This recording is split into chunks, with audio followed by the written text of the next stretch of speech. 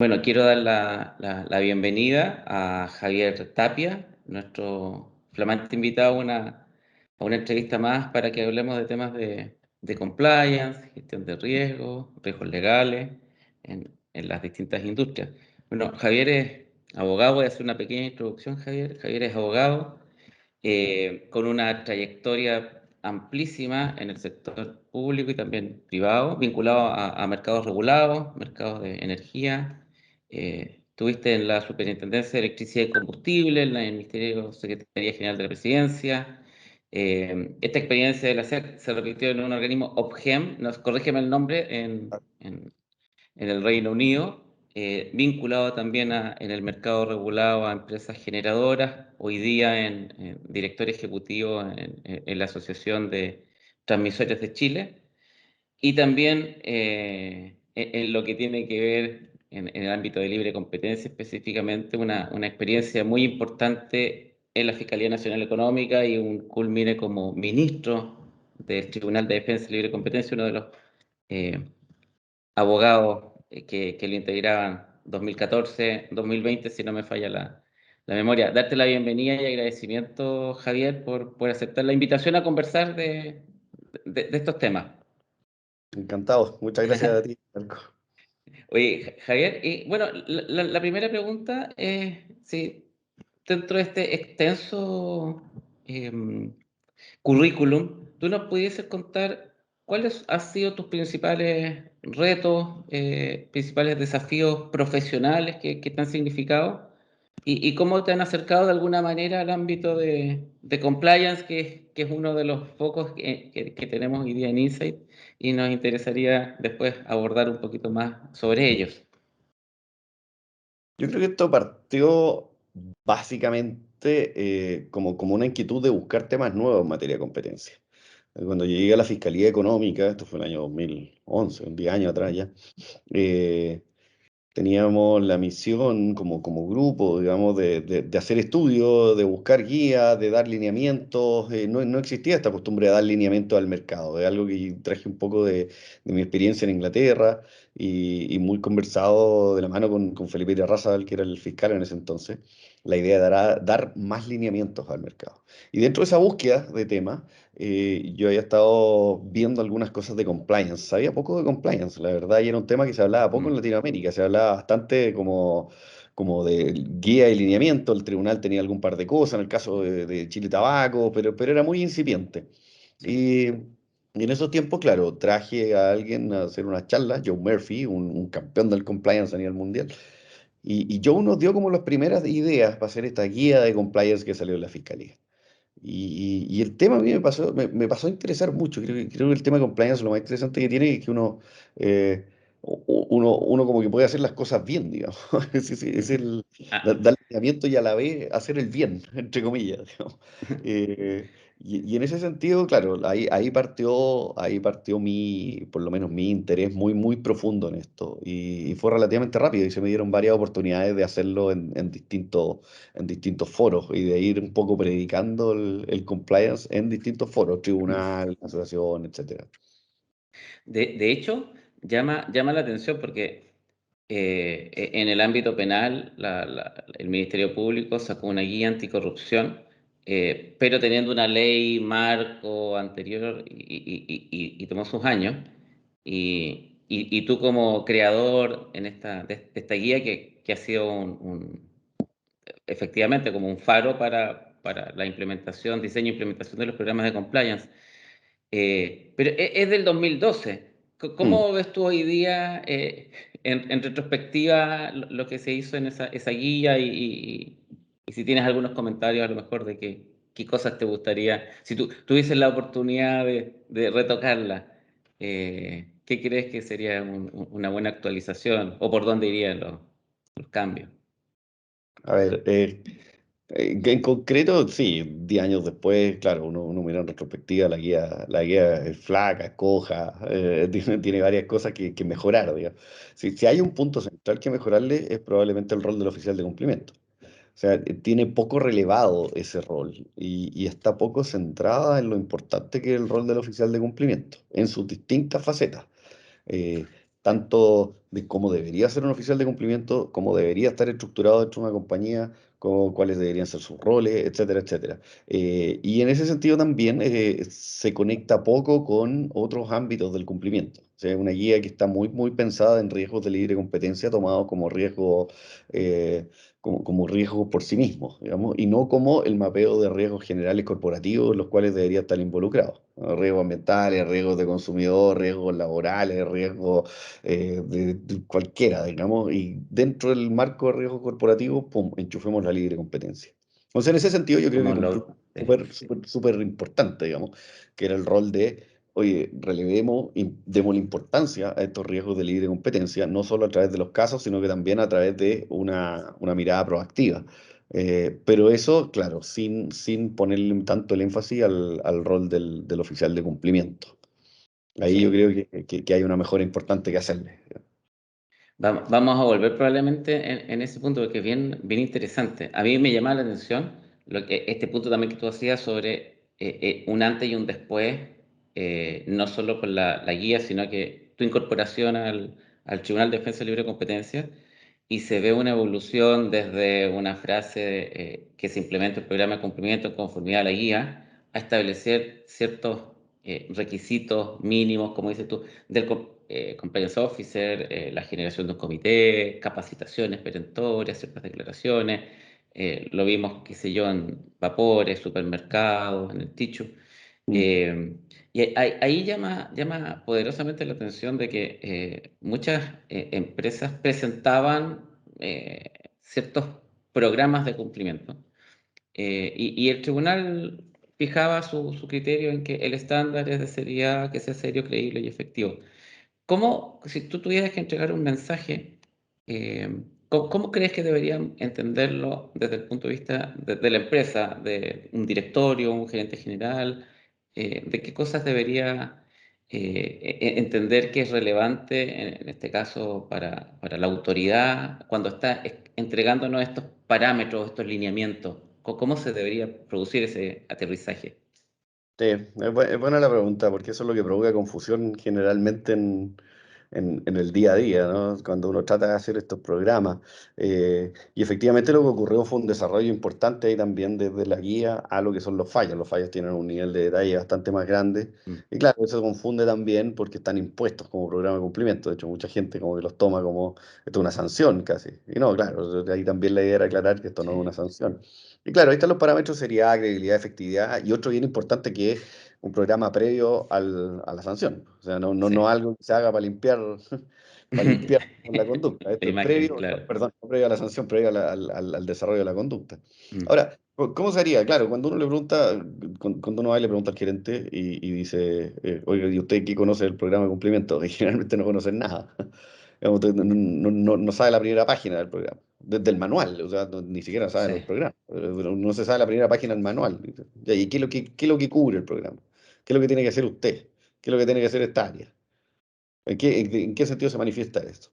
Si esa persona no lo conoce, ya partimos mal de seriedad, digamos. Esto ya no es creíble de que usted realmente tiene un programa efectivo y completo. Si yo voy donde el gerente de ente, le pregunto, oiga, ¿y cuál es su rol en este programa de compliance? ¿Cómo lo hace cumplir usted?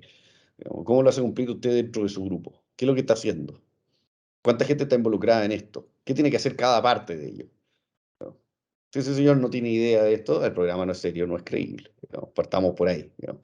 El manualcito, sí, el manualcito sirve, pero se cajonea generalmente, entonces por lo tanto no es. Sí. Pero claro, o sea, hoy día es tan fácil. Hoy día uno mira a los gringos y uno dice, ¿dónde tiene el manual? Aquí, mire, aquí tengo el decreto ley 211 en mi teléfono. Sí, hoy día es súper fácil tenerlo ahí. Hoy día las empresas le dan teléfono a sus empleados, muchas.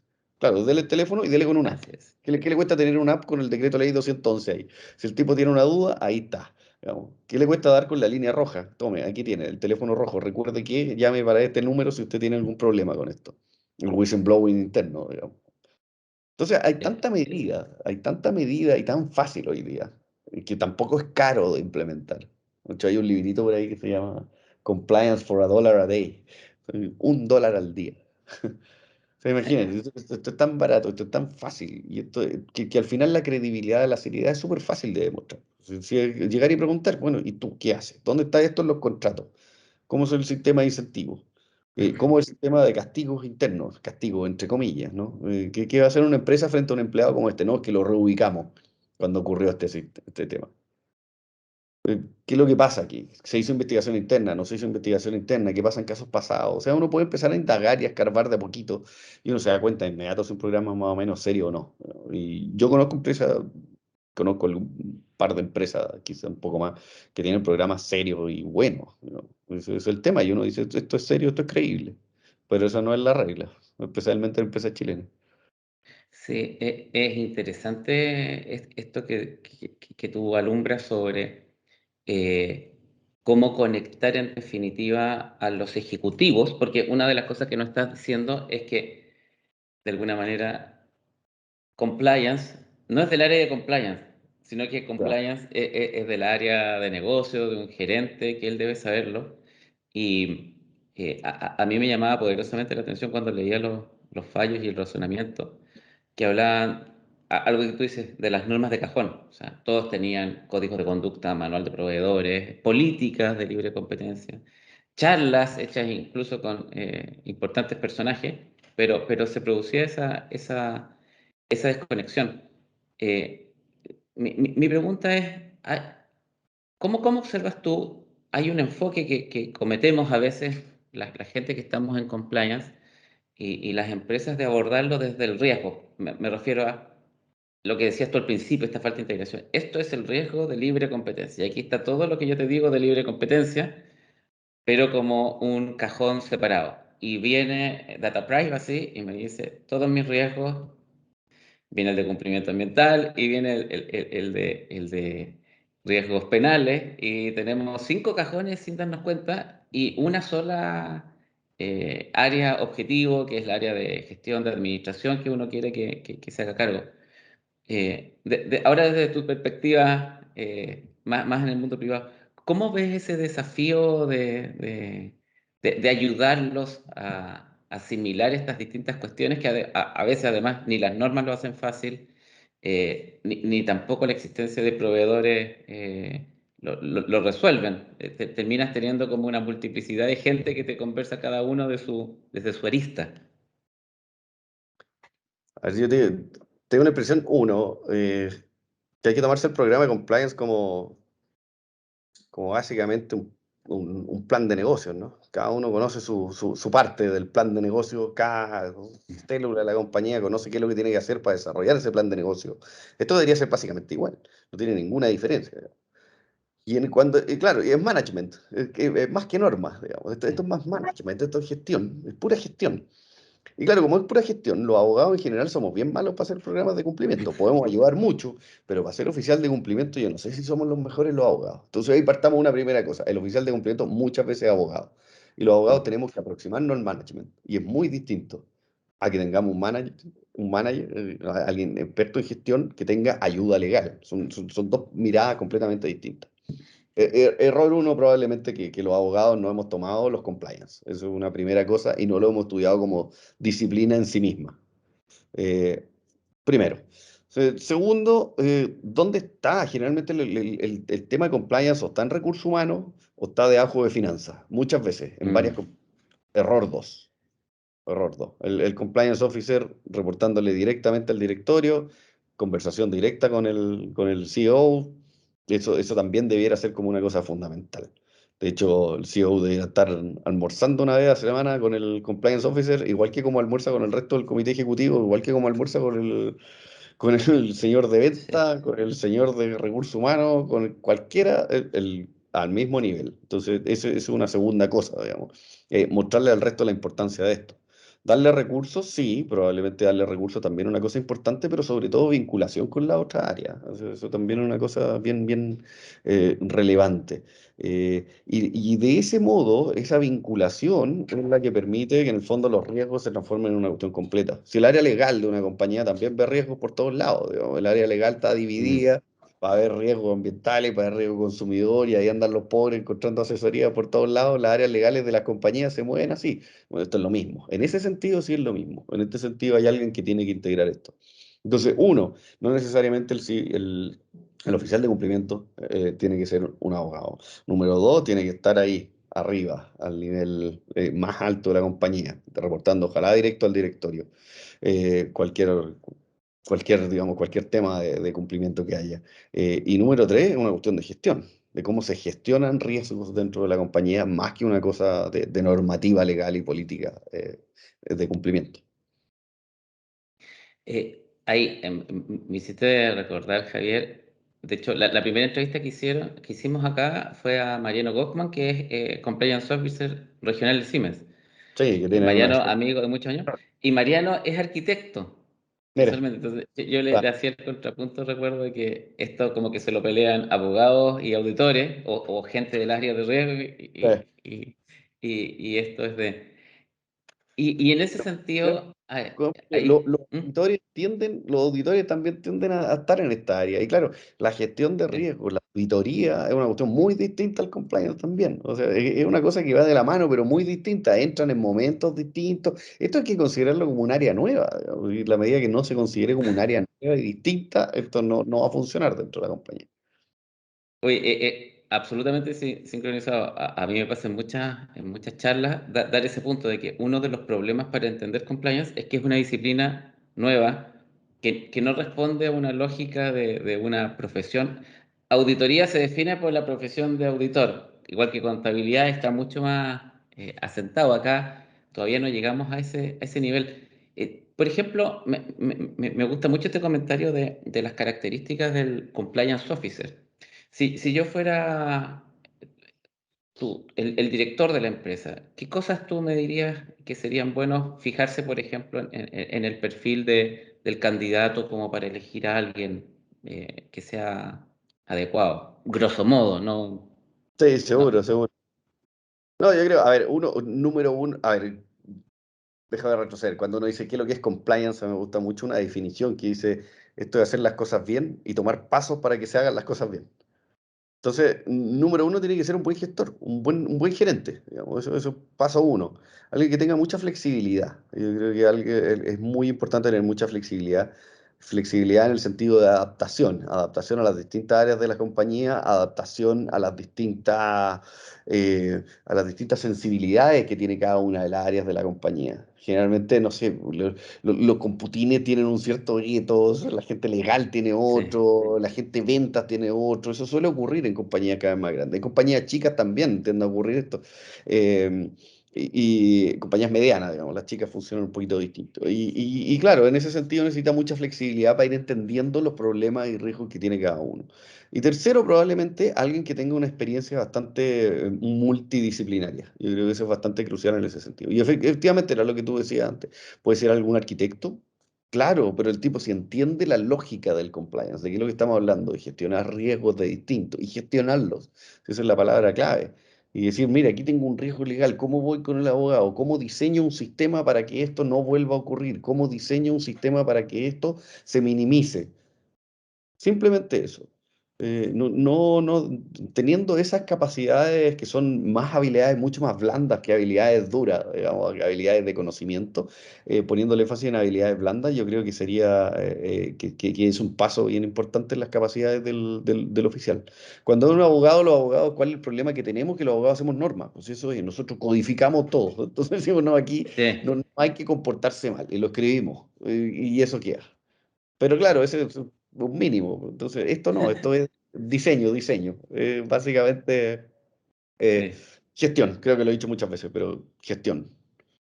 A mí me gusta mucho esa expresión porque en definitiva y lo que ve en los fallos, se da cuenta que, que estaba en la antípoda la posición del tribunal pidiendo gestión y las compañías entendiendo, queriendo entender de que lo que se necesitaban eran más protocolos, más procedimientos y normas escritas y que uno sabe de repente en el pensamiento un poquito más mágico de niño, que la norma, aunque uno quiera, no provoca cambios por sí mismo dentro de las organizaciones. Y te De quiero llevar hecho, un tema, voy a interrumpir ¿sí? una cosa. De hecho, si tú miras los fallos, tienen medidas que dicen, por ejemplo, léale la sentencia al mismo señor que llega a este puesto en el futuro.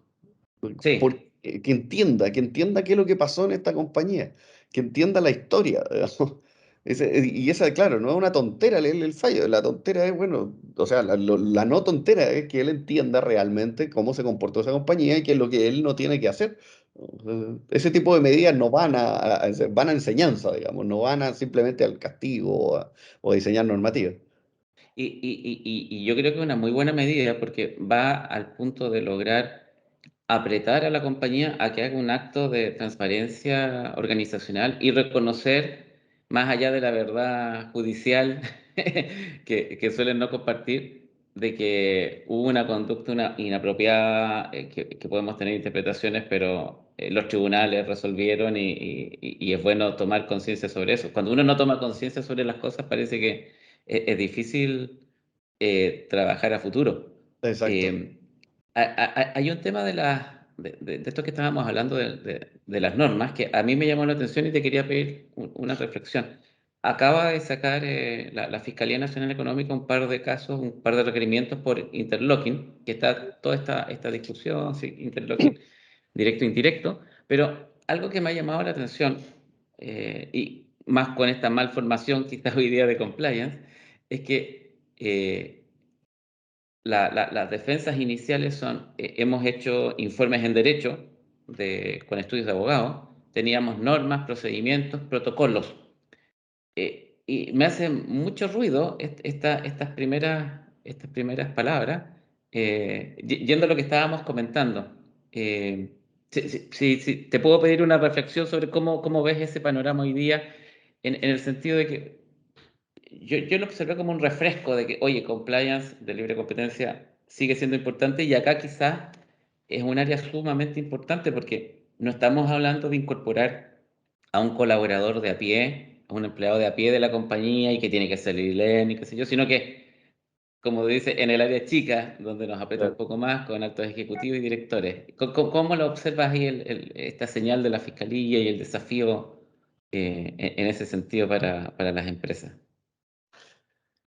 Es buena la pregunta, no la puedo abordar de varias partes. Yo no tengo idea de los casos, ni siquiera he tenido mucho Sí. tiempo para ver los requerimientos, para serte franco. Entonces voy a opinar desde afuera de, claro, opinología pura, digamos.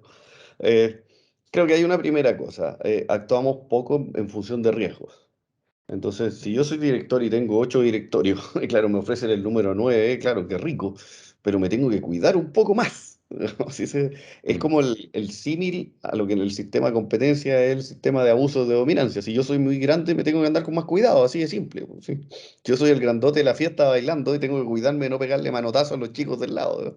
Si yo ando en micro, chofer de micro tiene que tener cuidado de no aplastar al mini del lado, digamos, o al auto chico. Esto es lo mismo, digamos. Tengo que andar con más cuidado, no hay un enfoque de riesgo ahí que, no, que falla.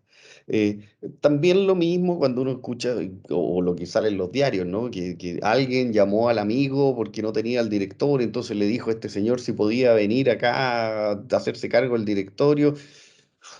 Difícil solucionar eso, o sea, si hay tanta gente capaz, claro, es un problema de confianza nomás, pero ¿por qué llamamos al amigo y no llamamos a algo más profesionalizado, digamos, en materia de directorio? Claro, es una segunda cuestión. Eh, claro, yo no cuestiono los informes en derecho, si eso está muy bien, digamos, que alguien tenga informe y se sienta relativamente tranquilo con un informe que se hace, pero más allá del informe hay que empezar a ver un poquito debajo del agua. O sea, ¿cuál es el riesgo mío si me pasara lo que no dice el informe? O sea, es un poco el punto. Sí, Pero creo que hay otra cosa que demuestra también este caso, y es que en general, en todos los casos, siempre eh, hay alguien de la alta dirección de la compañía que sabe estas cosas. Cuando nosotros tenemos casos de carteles, en general son los altos directivos, y estoy hablando de altos directivos, no necesariamente mm, los directores, también primera línea gerencial, incluso, pero son líneas gerenciales en general. Y siempre saben, pues siempre hay alguien que está metido en esto. O sea, este es más allá mm, de la mitología que el sí, menor, ¿no? Es más allá de la mitología que el empleado. No, siempre hay alguien de arriba que sabe estas cosas. Y eso lo han mostrado los casos. Entonces hay que tener cuidado con eso porque las normas muchas veces se diseñan para niveles de empleado, pero el que tiene que saber en realidad es el gerente general, es el director, son los de arriba. Entonces creo que estos mismos casos de interlocking es lo mismo. Las normas de competencia, el que tiene que saber la del de arriba, el directorio. Y no un problema de diseñar normas de la empresa hacia abajo. Y Sí. si generalmente el problema de la norma es que la empresa se toma muy hacia abajo. Y yo creo que eso es lo que nos enseñan un poco estos casos de interlocking también. Lo otro y otra cosa que yo como que tendría ojo, yo creo que en estos casos que son un poco border, yo no sé si esto es un caso de interlocking directo, indirecto, como ha salido en la prensa. Mm, No tengo idea. Y yo creo que no se sabe. Mi punto mm, es, o sea, no tenemos jurisprudencia. Han habido expresiones como no existe el interlocking indirecto en Chile. No, si eso no es sí, así, si sí. un inciso primero del artículo primero del decreto ley 211 que es un cajón de desastre. Sí, Falta jurisprudencia. Mientras no tengamos un fallo, no sabemos si existe eso o no existe. Entonces, decirlo tan así abiertamente, no existe el interlocking indirecto, es mucho. Entonces, de nuevo, el enfoque es riesgo, es ser cuidadoso. Oiga, ¿por qué? ¿Por qué está pasando esto? La fiscalía generalmente en estos casos tiene súper buena prueba. Mm. Uno se puede acordar del caso supermercado, uno se puede acordar del caso papeles, no, esto no existe, esto no es así, no hay prueba, no hay, y ahí estaba la prueba. La fiscalía es bien seria en este tipo de cosas, entonces yo como que sería súper cuidadoso. A mí estas palabras tuyas me encantan porque yo que tengo una formación también penalista, me llama mucho la atención cuando hice el paso a libre competencia y después ahora al sector privado, cómo en estas opiniones en general se pisan la capa de alguna manera. Yo me acuerdo que me quedó claro el día uno, esto que mencionas tú del inciso primero, de que te abría a un escenario un poco más flexible en términos de lo que se estaba sancionando. Entonces ahora uno escucha justamente lo que dices tú, esta rigidez interpretativa, me parece que si no está en la letra de... y llama mucho la atención y complica para el trabajo que se está haciendo. Tú ahora estás La ley de competencia, la ley de competencia, y eso es lo que nunca hay que olvidar, la ley de competencia es un cheque en blanco. Entonces, depende de la jurisprudencia 100%. Entonces, mientras no tengamos un fallo, esto existe potencialmente. Y eso es lo que la sí. gente olvida, digamos, Y como dices tú, hay que gestionarlo en función de ese... de la eh, posibilidad, claro. exacto. Tú que estás vinculado a mercados regulados, ¿cómo visualizas, cambiando un poco de tema, los desafíos en este tipo de empresas, sean generadoras, transmisoras, que de repente la experiencia es extrapolable a otros mercados regulados? ¿Cómo ves la integración de este compliance como libre competencia, por ejemplo, que en mi perspectiva, de repente hay un entendimiento que el cumplimiento es el normativo Mm, estricto y los mm. otros cumplimientos como que son de segunda o tercera categoría. ¿Cómo observas los desafíos de lograr esta integración en ese tipo de mercado? A ver, yo creo que sí hay una cierta, eh, claro, una cierta mirada de relajo, entre comillas. Que uno dice, claro, estoy cubierto por la norma y por lo tanto el espacio de competencia se reduce, entre comillas. ¿Puede suceder? Sí, sí. O sea, los problemas en un mercado que está, que está mucho menos regulado específicamente, de manera específica, y son menores en estos mercados, sí. Ese es el punto. Los problemas son menores en estos mercados que en otros, eso es lo que quiero decir.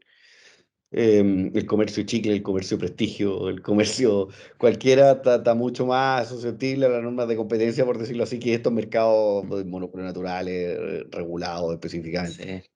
Sí, el espacio de competencia es más chico. Pero ahí, claro, no debemos olvidar dos cosas. No debemos olvidar. Uno, siempre hay espacios de competencia incluso en estos mercados regulados. Entonces, esos espacios de competencia hay que Sí. tratarlo igual que cualquier otro. Es una primera cosa. Pero segundo, tampoco debemos olvidar que han habido casos en que con la venia de autoridades regulatorias se han hecho cosas que incluso son anticompetitivas y se han estimado anticompetitivas. Y que en Chile, a diferencia de otras jurisdicciones, en Chile es súper claro que incluso las autoridades regulatorias pueden cometer actos anticompetitivos, las Mm. autoridades del Estado en general. Entonces, en ese sentido, tampoco nos libramos, digamos, de la normativa de competencia. Entonces, por lo tanto, los pasitos hay que darlos igual con cuidado y hay que ser bastante cuidadoso en ese sentido respecto de qué cosas se pueden interpretar o no interpretar como anticompetitivas. Por eso, por ejemplo, nosotros, claro, igual tenemos normativa de competencia interna, igual tenemos, estamos implementando hoy día nuestros principios de conducta internos, a pesar de que Sí, la mayoría de los temas son específicamente regulatorios los que se tratan aquí adentro. Pero, por ejemplo, a ver, nosotros no tenemos temas de licitaciones, que es un típico tema donde se claro. compite. No existe dentro del gremio. Y así otros gremios también ponderarán sus propios riesgos, su propia forma de ver las cosas. Pero en el fondo hay un cierto, una cierta área de seguridad un poquito más amplia, pero de todas maneras hay que ser cuidadosos. El fiscal Riesco, el fiscal nacional, hace ya más de 3, 4 semanas ante la SOFOFA habló de que el mundo pyme está muy, muy atrasado en materia de implementación de programas de cumplimiento. Hablaba, creo que cerca de un 80% de empresas no tenía programa en materia de libre competencia y llamó también a los gremios a cumplir un rol por promover esto. ¿Cómo ves tú este llamado? ¿Cuál es Mm. tu posición? Esa es súper buena pregunta, porque, claro, aquí es donde entra toda la mitología respecto a los programas de compliance. Entonces, mito uno, son caros. No, no son caros. Esa es la primera cosa. Hay una cantidad así gigantesca de cosas que se pueden hacer a precio cero sería en Chile a luca diaria, digamos. Sí. O sea, mito dos, hay que tener un señor externo o un señor aparte contratado para efectos del cumplimiento y eso en una pyme. No, no, ¿por qué? No, el oficial de cumplimiento en una pyme no tiene por qué ser otro aparte que a mí me cuesta de payroll pagarle Mm. tanta plata a otro, crear otro cargo, digamos. No, puede ser alguien mismo de la misma compañía con ciertos niveles de ayuda. ¿Qué tipo de cosas existen? Existe, por ejemplo, la línea de denuncia externalizada. Es un servicio barato, lo prestan varias compañías, incluso por mismo online, existe hoy día. Eso es barato. Como decía, el mismo abogado, el mismo gerente de algún área puede ser el oficial de cumplimiento. Eh, Manual, sí, se puede tener un manual, pero se puede tener más importante una charla, maneras de comportamiento, maneras de cómo alguien hace los incentivos dentro de la compañía o pone los incentivos dentro de la compañía. Hay un montón de cosas para hacer, o sea, ese es el punto. Y barato, yo creo que eso es lo más importante. Entonces, efectivamente, las pymes tienen poco, pero tienen poco porque también existe este mito de que esto cuesta plata y la Mm. verdad es que no cuesta tanta plata. Entonces, o puede hacerse al menos en un nivel básico bastante serio y creíble, básico pero serio y creíble, sin gastar demasiados recursos. Y lo segundo, claro, los gremios tienen un rol en empresas grandes y en empresas chicas. Los gremios tienen un rol bien, bien importante y ese rol también es flexible, ¿cierto? Este es un mundo súper flexible, eso es lo bueno, ¿no?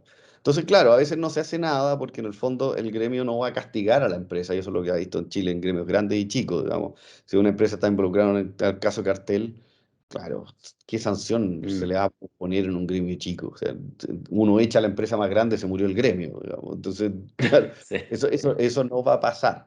Pero claro, ¿qué podrían hacer los gremios? Bueno, ¿cómo te apoyo yo? ¿Cómo te ayudo yo para que esto no vuelva a repetirse en tu compañía? ¿Cómo yo mismo hago difusión de la normativa de competencia? ¿Cómo yo mismo tengo un rol de decir, oye, ojo que ustedes están con un estándar más bajo que este? Y esto es lo mismo que se hace en materia medioambiental, por ejemplo. Bueno, oye, tú tenés las normas más malas que este, las emisiones más altas que este otro. Bueno, ¿por qué no tenemos un cierto estándar de industria? Elevémoslo. Bueno, esto es lo mismo en competencia. ¿Cuál es nuestro estándar de competencia como industria? Este, no permitimos este tipo de cosas. Y si pasan, bueno, ¿cómo te ayudo a que tú eleves tu estándar? ¿Cómo ves tú? Me gustó esto mucho de las medidas de autocuidado en que el gremio podría ayudar a darle visibilidad sobre todo a las empresas más chicas, de qué cosas podrían hacer que sean costo cero o a Luca, porque sí, no es fácil.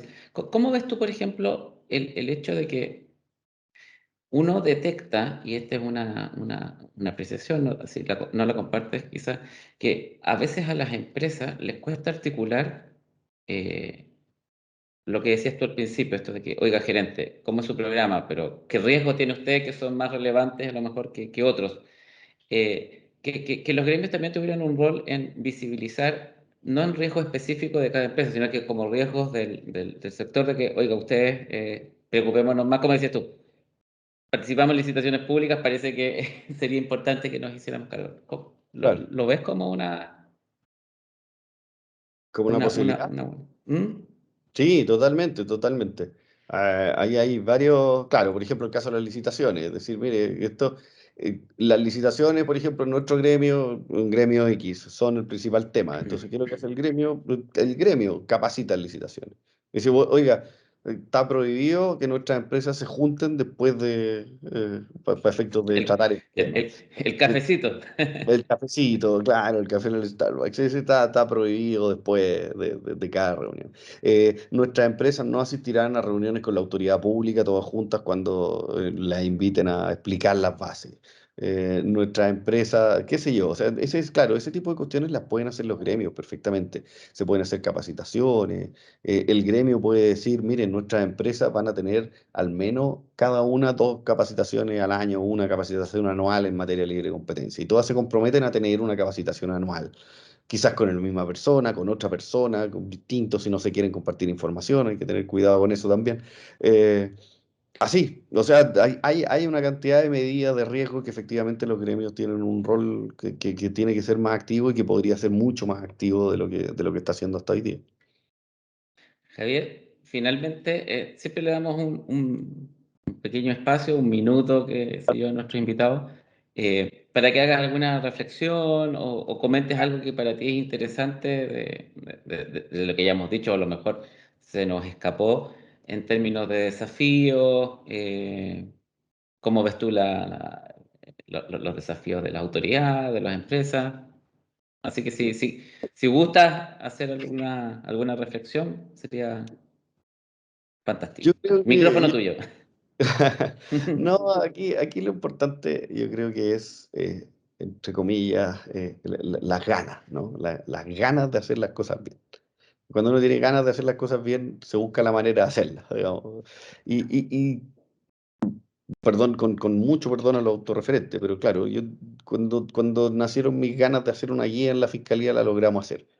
Pasó al tribunal y lo hicimos en el tribunal. Y lo empezamos a hacer y entre todos convencidos, o por lo menos las mayorías convencidos al principio de que esto era un tema importante que hay que relevarlo.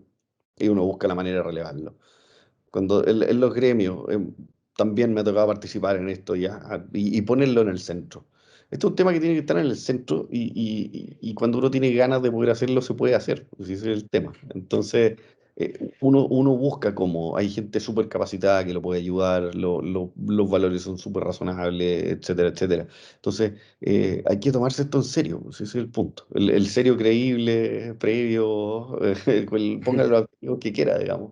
Pero esto hay que tomárselo en serio, ese es el punto. Y aquí, claro, nos quedamos mucho en las normas, los procedimientos, etcétera, y no en las ganas de tomárselo en serio y querer portarnos bien en serio. ¿Sí? Esto es como los crímenes, ¿ah? No vamos a terminar de tener comportamiento ni anticompetitivo, ni vamos a terminar con las infracciones normativas, pero sí vamos a lograr minimizarlas y por lo menos tener una buena reputación como compañía, si al final esto es reputación.